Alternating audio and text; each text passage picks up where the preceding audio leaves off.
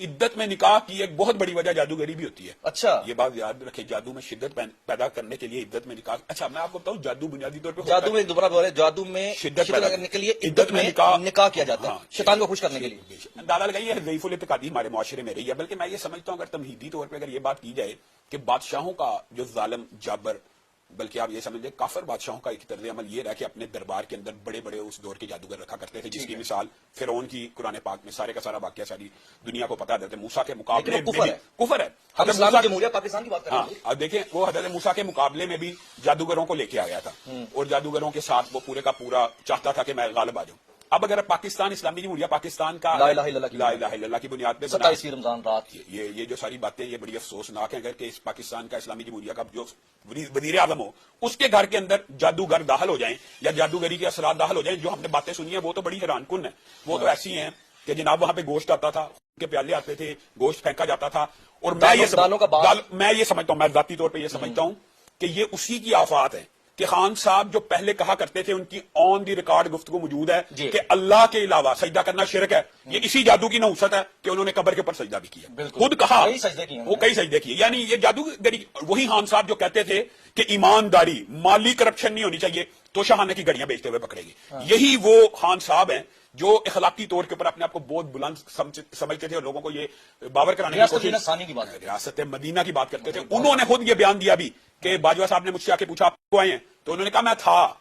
अब मुझे एक बात है, इन तीनों बातों से, पहले शिरक की बात के बाद सजदा किया, फिर तोशाने की घड़ी बेची, फिर बुआई का इकरार किया। आपको पता है इस्लामी शरीयत में जो इस तरह के इकरार हैं, मैं ये बड़ी बात सोच समझ के इस्लामी फिका के एतबार से कह रहा हूं। एक बंदा इकरार जुर्म करे ना इस्लाम में, फिर गवाहों की जरूरत नहीं रहती, फिर गवाहों की जरूरत या शहादतों की जरूरत नहीं रहती। गुनाहों में पर्दा डालना चाहिए ना। अच्छा, लोग हमसे पूछते आपने देखा उसको करते हुए? जब कोई इकरार कर लेना फिर गवाहों की जरूरत नहीं होती, फिर इस्लामी शरीयत में उसके ऊपर लगा दी जाती है। अच्छा, तो इसकी हद क्या है वैसे? आप खुद बताएं इसकी हद। अच्छा, आपको पता है ये तो इस्लामी शरीयत का एक मुतफिका और इजमाई मसला है। और क्योंकि इस्लाम की सबसे तो बात ये करते हैं तो इन पे मुझे एक बात बताएं कि जो बंदा इकरार जुर्म करे, अच्छा अब लोग इसके मुकाबले में क्या बातें करते हैं, यार उसने तोबा कर ली। तोबा इंसान का और अल्लाह का जाती मामला है। एक कातिल है, उसने एक मुआशरे में कर दिया जी, जब कर दिया उसके बाद वो कि मैंने तोबा कर ली तो मुझे रियासत माफ कर दे, ये नहीं होता। के बदले में किया जाएगा अल्लाह माफ कर दे, अल्लाह माफ कर दे, हमें इससे क्या, अल्लाह हो सकता है उसको माफ कर दे, लेकिन मुआशरे में को ऐसे दाद नहीं घूमने दिया जाएगा। दूसरी बात जो आपने की है, इद्दत में निकाह की एक बहुत बड़ी वजह जादूगरी भी होती है। अच्छा, ये बात याद रखें, जादू में शिद्दत पैदा करने के लिए इद्दत में निकाह। अच्छा, मैं आपको बताऊं, जादू बुनियादी तौर पर जादू में दोबारा बोले, जादू में शिद्दत पैदा करने के लिए इद्दत में निकाह किया जाता है, शैतान को खुश करने के लिए। मैं कहता हूँ जादू होता ही शैतान को खुश करने के लिए। ये तो बहुत बड़ी बात बता रहे हैं। हाँ, यही बात है। फिर अंदाजा करें जानबूझ के छुपाने के पीछे जो मोटिव बयान किया गया, माज़ अल्लाह जो मुख्तलिफ सोर्सेज बताते हैं कि उन्होंने एक ख्वाब बयान की और उन्होंने कहा कि फलां फलां, मैं तो वो लफ्ज भी नहीं कह सकता कि मुझे हुक्म मिला है कि इद्दत में निकाह, खिलाफ इस्लाम और खिलाफ शरीयत का हुक्म मिला है, खिलाफ शरीयत। हजरत अब्दुल कादिर जिलानी के बारे में आपको पता है, सिका सनद के साथ एक वाकया मौजूद है। जब उनको आवाज आई ना आज के बाद अब्दुल कादिर जिलानी तेरे ऊपर नमाजें भी माफ है, मैं तेरा रब तुझसे मुखातब हूं, तो उन्होंने कहा था ला हौला वला कुव्वता इल्ला बिल्लाह, तू रब नहीं है तो इब्लीस है।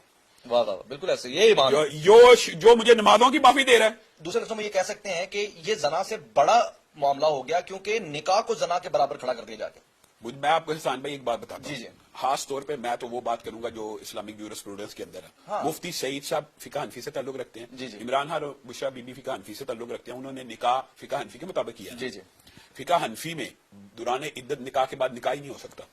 अच्छा, निकाह हो ही नहीं सकता? हो ही नहीं सकता, हो ही नहीं सकता। हालांकि ये मैं फिका हनफी की बात कर रहा हूँ सिर्फ, आप पूछ लें उनके उलमा से फतवा। तो कैसे हो गया? आप ये बात आप बताएं, आप उनसे पूछे। फिका हनफी का ये असूल है कि जब हराम का इर्तिकाब हो जाए तो बाद में वो हलाल नहीं होती। मुफ्ती सईद साहब, अल्लामा शामिल ज़हीर साहब का ये सवाल अब पेंडिंग है, अब आप इसका जवाब दीजिएगा। अच्छा, अब बात यह है कि एक फिका के मुताबिक और अपनी फिका के मुताबिक उन्होंने मुखालिफत कर दी और दूसरा निकाह कर दिया। क्या आप टेंटेटिवली बताइए कि एक हाइपोथेसिस कर लेते हैं, क्या रीजन हो सकते हैं कि इतनी बड़ी वायलेशन मुफ्ती सईद ने कैसे कर दी? मुफ्ती सईद, मेरा ख्याल है कि शायद उनको फिर मिसगाइड किया गया हो कि हलाला हो गया या जो भी मामला हो गया। मैं अल्लाह माफ करे कोई ऐसी बात, आपको मुझे लग रहा है कि हाइपोथेसिस भी नहीं बन पा रहा। हाँ, ये बात है, हाइपोथेसिस भी नहीं बन रहा, या आप ये कह लें कि ये बंदा तसव्वुर भी नहीं कर सकता कि क्या उन्होंने मामला किया कि उन्होंने दोबारा निकाह पढ़ा दिया। दोबारा तो निकाह उनकी फिका में जायज ही नहीं है। बिल फर्द जायज भी हो तो आप मुझे एक बात बताएं, ये जो पहले का हरामकारी का दौर गुजरा, जो आप उसकी सजा पूछे, बुनियादी तौर पर एक बात मैं ये भी वजाहत करना चाहता हूँ, जो बुआई का इकरार है ना, उसकी हद तो है, लेकिन जो निकाह के अंदर कभी कोई शर्त मफकूद हो जाए ना, تو اس کے بعد نکاح فسخ ہوتا ہے، باطل ہوتا ہے، اس کو حرام کاری کہا جاتا ہے، اس کے اوپر زنا کی حد نہیں لگتی. یہ میں بات کہنا چاہتا ٹھیک ہوں. ہے. سمجھ رہے ہیں؟ یعنی اس نکاح کی حد زنا کی نہیں ہے. پھر کیا ہے؟ ہاں، اس کی حد یہ ہے کہ ان کو علیحدہ کر دیا جائے. یہ حرام کاری کا جتنے دیر وہ نکاح میں تھے حرام کاری کا ارتکاب ہوا ہے، اگرچہ وہی حرام کاری کا ارتکاب ہوا ہے جو زنا والی ہوتی ہے، لیکن شریعت میں اس کی حدود نہیں کہ ہو سکتا ہے کسی نے انجانے میں کر دیا. جیسے مفتی سعید صاحب کا کیا قصور ہے؟ ان کو تو بتایا ہی نہیں گیا. نہیں مجھے صحیح سے کچھ، میں تو بات کر رہا ہوں پرٹیکولرلی بشرا بی بی. مثال دے رہا ہوں، عمران خان صاحب کو یہ علم ہی نہ ہو. چلے بشرا بی بی کو مثال، اس کو تو علم تھا، وہ تو کیونکہ عدت کا تعلق خاص طور پہ عورت کے ساتھ ہوتا ہے، عورت نے بتانا ہوتا ہے میری عدت پوری ہو گئی. ایک ہوتا ہے اسلام کی شریعت کے اندر جب کوئی بندہ پکا جھوٹا ثابت ہو جائے نا، جس کو ہم کہتے ہیں یہ جو عدالت نے صادق امین قرار دیا خان صاحب کو، دیکھیں ایک پیٹنٹ جھوٹے کو صادق امین قرار دیا جا سکتا ہے. اب یہ ہوتا ہے کہ شریعت کے اندر ایسے بندے کی گواہی تا وقت موت قبول نہیں ہوتی. اچھا، یہ بہت بڑی پلنٹی ہوتی ہے. پھر کیا اس سے بڑی پلنٹی کیا؟ یہ بھی سنیں کہ جو بندہ سکا جھوٹا ثابت ہو جائے وہ رسول اللہ صلی اللہ علیہ وسلم کی حدیث بیان نہیں کر سکتا. وہ تو نارملی کرتے ہی ہیں. میں ویسے کہہ رہا ہوں وہ بیان ہی نہیں کر سکتا. اس کے پاس سے یہ اتھارٹی چھین لی جاتی ہے کہ آپ رسول اللہ اب اتنی محترم ہستی کی بات نہیں کوٹ کر سکتے، آپ جھوٹے ہیں. بات یہاں پر یہ ہے کہ اس کی ایک اور شدت بھی ہے. وہ شدت یہ ہے کہ یہ ہم کسی ایک آرڈنری شخصیت کے حوالے سے بات نہیں کر رہے، ہم پرائم منسٹر پاکستان کی بات کر رہے ہیں جو سابق ظاہر ہے ہمارے پاکستان کے وہ وزیر اعظم ہیں. آپ کے میرے اور اس ملک کی تقدیر کے فیصلے کرنے تھے. اور مطلب جو ہمیں ابھی تک خبریں آئیں اس کے مطابق بشرا بی بی جہاں سے کہتی تھی وہاں سے گزرنا ہے، جہاں سے جس سے ملنا ہے جس سے نہیں میں ملنا. یہی تو آپ کو کہہ رہا ہوں، وہ جادو کا وبال ہی نکلا نا. سجدے کروا دیے قبروں کے اوپر، توشہ خانے کی 36 گھنٹے کا روزہ. مجھے بتائیں عمران خان صاحب کے بارے میں لوگ یہ ایک ویژن تو تھا ہم سب کا ہی کہ یار یہ کرپٹ نہیں ہو سکتا، مالی طور پہ تھا نا. کس نے شوکت خانہ بنایا، نمل بنائی، وہ توشہ خانے کی گھڑیاں بیچتا پکڑا گیا. اب آپ بتائیں یہ کس کا میں سمجھتا ہوں کہ کس کا وبال ہے؟ ہاں بالکل، توشہ خانہ کی گھڑیاں بیچنے سے بڑا وبال تو یہ ہے نا کہ آپ خون کے پیالے اور یہ جو چیزیں آئی ہیں. اچھا مجھے اب ایک بات بتائیں جو بہت امپورٹنٹ بات ہے. میں ذاتی طور پہ آج تک کی جتنی خبریں سنی ہیں اس سے ہٹ کر ایک خبر جو کہ مجھے آج بھی ہلا دیتی میں سوچتا ہوں کیونکہ وہ براہ راست جان سے تعلق رکھتی ہے.